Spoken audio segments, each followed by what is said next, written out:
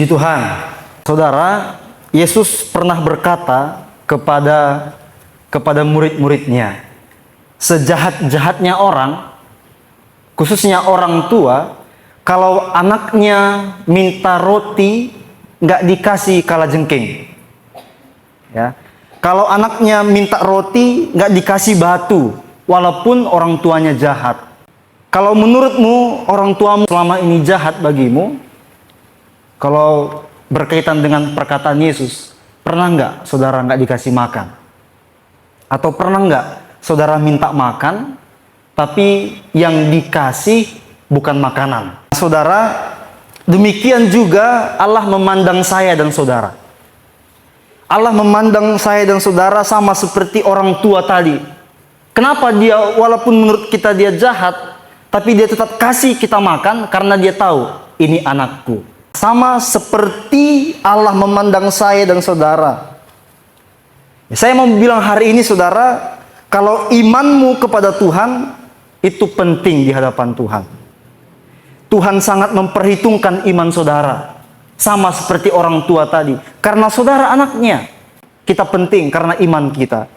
Salah satu contohnya ada kisah di Alkitab, perempuan yang sakit pendarahan selama lebih 12 tahun.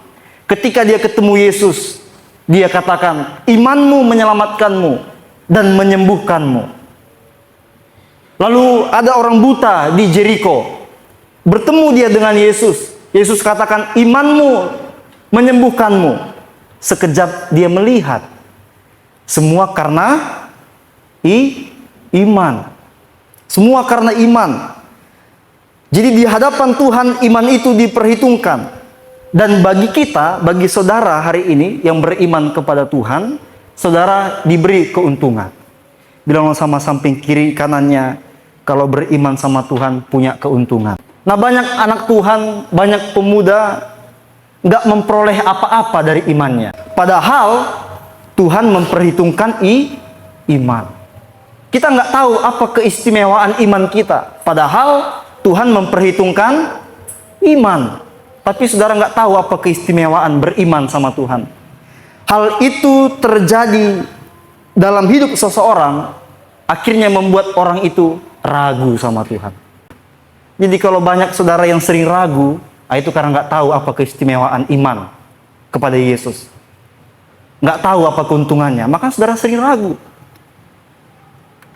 Banyak orang merasa ibadah tidak berarti, puasa tidak perlu, berdoa tidak perlu. Karena apa? Keistimewaan dalam imannya tidak dia ketahui.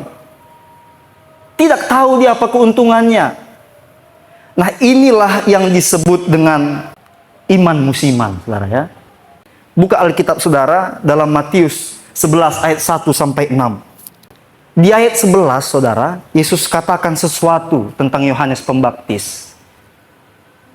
Yesus bilang di pasal 11 ayat 11, Yohanes itu orang besar, kata Yesus. Gak ada satupun di dunia ini yang lahir dari manusia itu seperti Yohanes. Kita juga tahu bersama siapa Yohanes. Yohanes, dia adalah seorang pembaptis. Dia adalah membaptis Yesus. Walaupun Yohanes bilang, tolonglah Tuhan, janganlah aku yang baptis kau. Mending aku aja yang kau baptis. Tapi karena itu firman Allah, Yohanes akhirnya mau membaptis Yesus. Seperti gambar ini. Siapa kita nggak tahu Yohanes? Dia orang yang memberitakan Injil sebelum Yesus lahir di dunia. Yohanes, orang besar. Tapi coba kita perhatikan kembali ayat yang ketiga, saudara. Yohanes tanya sama Yesus, engkaukah itu? Yohanes yang mempunyai banyak pengikut itu. Yohanes yang melayani dengan luar biasa itu. Yohanes yang membaptis Yesus itu bertanya kepada Tuhan Yesus, Yesus, kaukah Tuhan itu? Yesus, kaukah penolong kami? Yesus, kaukah penyelamat kami? Atau kami harus tunggu dan cari yang lain? Yohanes mulai bersikap skeptis sama Tuhan. Dulu dia begitu giat melayani Tuhan. Dulu dia semangat melayani, semangat mengasihi Yesus. Dulu dia nggak mau ketinggalan satu pun jam-jam ibadah. Dulu dia mau datang berdoa. Dulu dia mau belajar berpuasa. Tapi sekarang Yohanes datang, suruh murid-muridnya tanya Yesus, betul nggak kau Tuhan? Kalau enggak, aku cari yang lain. Padahal dulu semangatnya minta ampun. Dia melayani. Bertobatlah, kerajaan Allah sudah dekat. Bertobatlah. Sungguh luar biasa Yohanes. Dulu dia mau bertanggung jawab, diberi tanggung jawab. Tapi berubah pada hari itu. Yohanes ragu sama Tuhan. Setiap musim dalam hidup kita, saudara, kita itu harus berjalan dengan iman. Katakan amin. Bukan beriman tergantung musim. Saya ulang ya. Kita itu harus berjalan setiap musim dengan iman. Bukan beriman tergantung musim.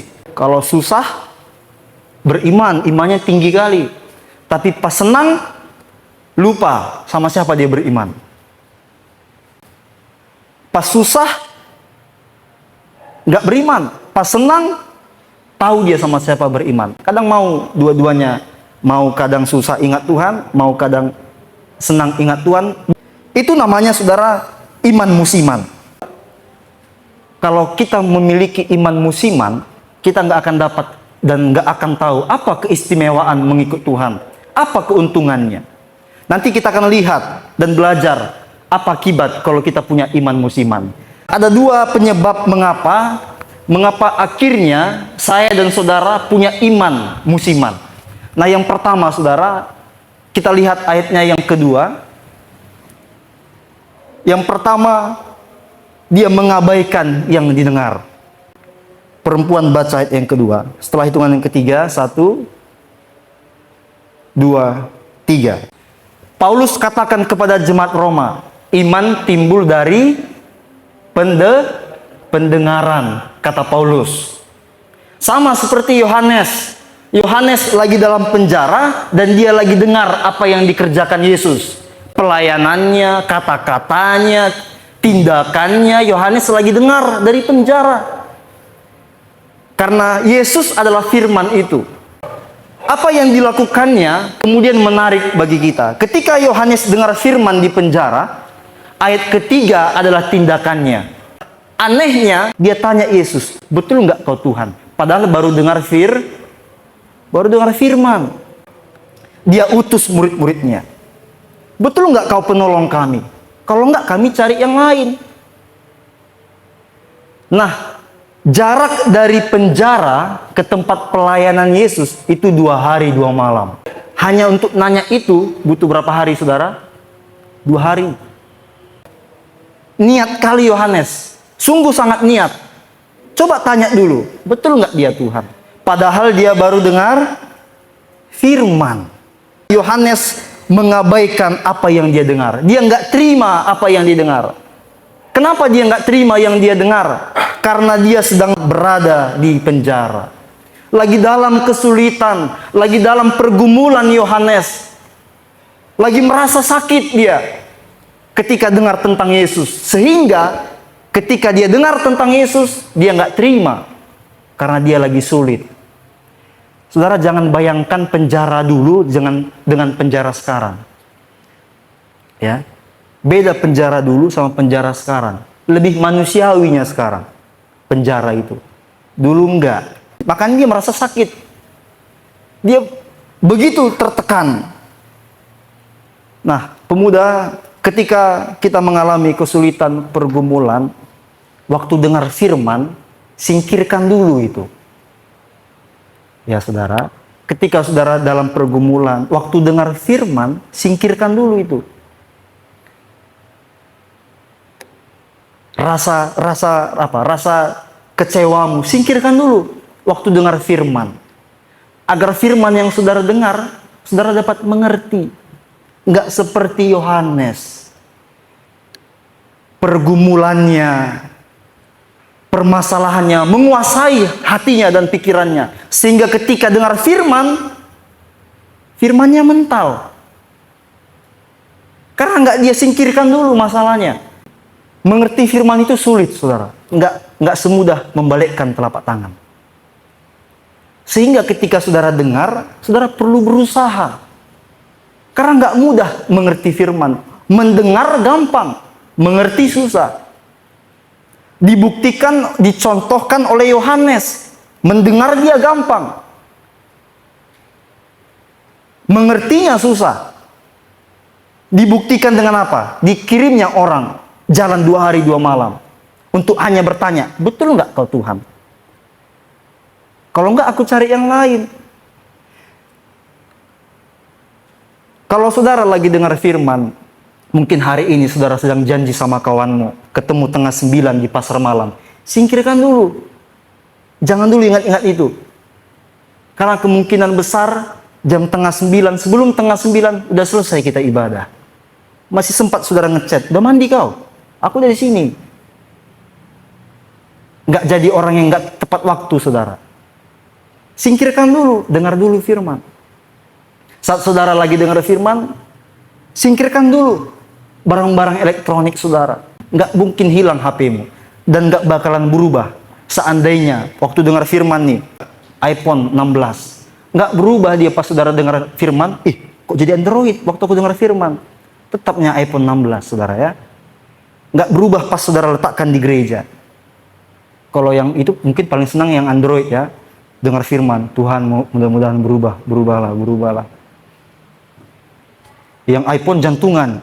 Jadi waktu dengar firman terus main HP. Tapi Android pun banyak yang mahal ya saudara ya. Seperti Samsung S ke atas ya. Sisihkan dulu, dengar dulu firman.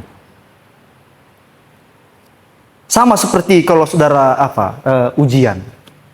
Kalau saudara nggak dapat menjawab soal ujian, pening atau enggak?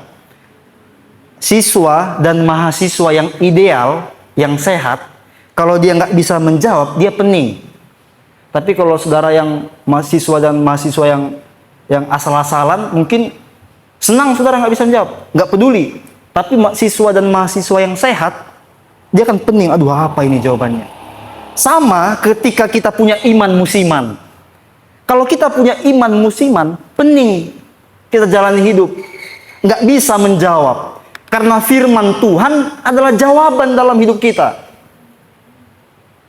Firman Tuhan adalah pelita bagi kaki kita. Jadi kalau kita dengar dan kita nggak ngerti, pelitanya nggak nyala. Lampunya nggak nyala. Di situ lampunya, tapi nggak nyala. Itu kalau saudara hanya dengar, dan gak menyisihkan semua yang mengganggu saudara. Jadi gak nyala lampunya. Gak bisa jalan kita kalau gak nyala lampu. Saya beberapa kali tergerak untuk mengingatkan saudara, kalau dengar firman Tuhan, catat. Karena saudara, kalau gak diulang, sekalipun gak diulang, pulang dari gerbang itu, saudara lupa apa yang saudara dengar. Masih untung saudara buka YouTube kita. Itu pun kalau saudara ingat kita punya YouTube. Ketika sekali lagi diulang di rumah, bisalah saudara mengerti. Kalau hanya hari ini saudara dengar, pulang ke rumah, nggak ngerti saudara. Nggak ada yang saudara dapat. Yohanes, dia tidak memberi tempat ketika dia dengar firman. Masalahnya, keadaannya, menguasai hati dan pikirannya. Sehingga ketika mendengar firman, dia merasa, firman ini nggak pas. Firman ini nggak bagus, nggak enak didengar, kurang menarik. Padahal dia dengar firman. Ketika saudara mengabaikan yang saudara dengar, khususnya firman Tuhan, saudara akan memiliki iman yang musiman. Nah yang kedua saudara, penyebab iman kita menjadi iman yang musiman. Laki-laki baca ayat yang kelima. Laki-laki setelah hitungan yang ketiga. Ya, 1, 2, 3. Ayat 5 yang baru laki-laki ini baca, Yesus mengutipnya dari PL, Perjanjian Lama. Ini membuktikan kalau Yesus itu tahu firman Tuhan. Jadi sebagai manusia, Yesus tahu firman Tuhan. Nah, kutipan ini berasal dari kitab Nabi Yesaya, saudara. Yesaya katakan nanti, ini 2000 tahun sebelumnya, sebelum Yesus ada, nanti zaman Mesias, orang buta akan orang tuli akan mendengar, lumpuh berjalan. Kata Yesus, dia kutip firman Tuhan dari Perjanjian Lama. Kenapa dia kutip? Karena Yohanes dia memahami dan berfokus pada satu pemahaman. Mesias akan membawa penghakiman bagi orang yang tidak percaya, dan Mesias akan mendirikan kerajaan Allah secara fisik. Itu yang dipegang teguh oleh Yohanes. Tuhan akan jadi raja. Tuhan akan menaklukkan bangsa Romawi. Tuhan akan menaklukkan bangsa Yunani. Tuhan akan jadi raja. Itu terus dipegang Yohanes. Waktu Yohanes tanya, betulkah engkau Tuhan? Yesus jawab pakai ayat 5. Kau baca dulu Alkitab ini, di Yesaya ini. Kalau Tuhan datang, orang buta akan melihat. Orang lumpuh akan berjalan. Yesus nggak jawab langsung, betulkah kau Tuhan? Ya, betul aku Tuhan. Nggak gitu. Dia suruh Yohanes berpikir sendiri. Kau baca dulu ini. Betul nggak aku Tuhan setelah kau baca ini? Betul nggak imanmu? Benar nggak imanmu setelah kau baca ini? Makanya Yesus kutip perjanjian lama. Yohanes, saudara, dia tahu yang satu tapi mengabaikan yang lain. Itu Yohanes. Dia tahu yang satu tapi mengabaikan yang lain. Dia dengar yang satu, mengabaikan yang lain. Saudara, kalau pemahaman kita tidak lengkap, biasanya dibuktikan dengan mengabaikan yang lain, maka kita akan memiliki iman yang musiman. Iman musiman. Karena nggak lengkap. Masa dari dulu pemahaman kita tentang firman Tuhan itu aja. Nggak pernah bertambah-tambah. Itu aja yang kita tahu. Ketika mendengar yang baru, kita tertolak. Karena nggak familiar sama kita. Kita maunya itu aja. Dari dulu sekolah minggu sampai sekarang. Minim yang saudara tahu tentang firman.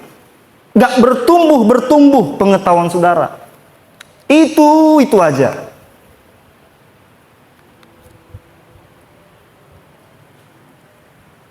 Ketika saya mendapat tugas kuliah, saudara, waktu itu dosen saya memberi saya tugas kuliah menggali firman Tuhan pasal 28 dalam kitab Kejadian.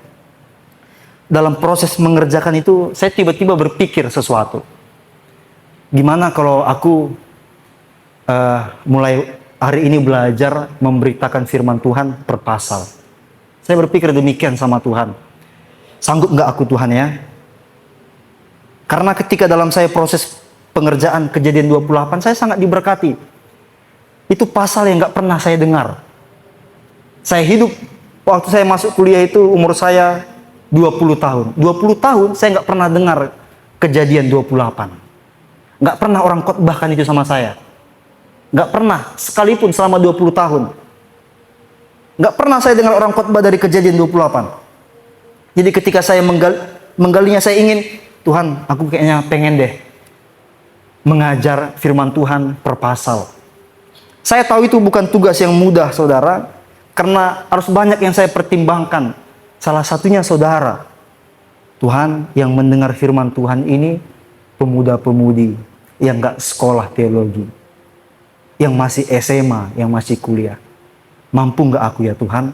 Jadi mulai saat itu saudara, saya mulai memacu diri saya harus per pasal menyampaikan firman Tuhan sama pemuda-pemudi GPDI Kasih Bapa. Walaupun memang saya butuh usaha keras, tapi kalaupun saya bisa menyampaikannya, itu nggak lepas dari pertolongan Roh Kudus. Saya ingin saudara bertumbuh pengetahuan saudara akan firman Tuhan, lengkap pemahaman saudara. Tidak seperti Yohanes, dia hanya tahu kalau Tuhan akan mendirikan kerajaan secara fisik. Tuhan akan bunuh semua raja-raja Romawi waktu itu. Benar kalau Tuhan itu sanggup memberi kita pertolongan, tapi jangan saudara lupa, Tuhan juga sanggup membawa kita ke dalam persoalan. Benar kalau mungkin saudara tahu, Tuhan akan mengubah air mataku jadi sukacita. Tuhan akan mengubah pergumulanku jadi sukacita. Benar kalau saudara tahu firman Tuhan itu. Tapi saudara jangan pernah lupakan, Alkitab juga berkata, Tuhan dapat mengubah sekejap sukacita saudara jadi duka cita. Benar kalau saudara katakan, Tuhan mengasihi orang yang berdosa. Tapi Alkitab di bagian lain mengatakan Tuhan membenci dosa. Orang yang berdosa Tuhan akan hukum. Pemahaman kita harus terus bertambah. Amin, saudara. Amin. Harus terus bertambah. Saya saja mau pemahaman saudara bertambah. Karena saya nggak mau pemuda-pemudi kasih Bapak imannya iman musiman. Saya tutup firman Tuhan di ayat ini, saudara. Ini yang terakhir. Kita baca 1, 2, 3.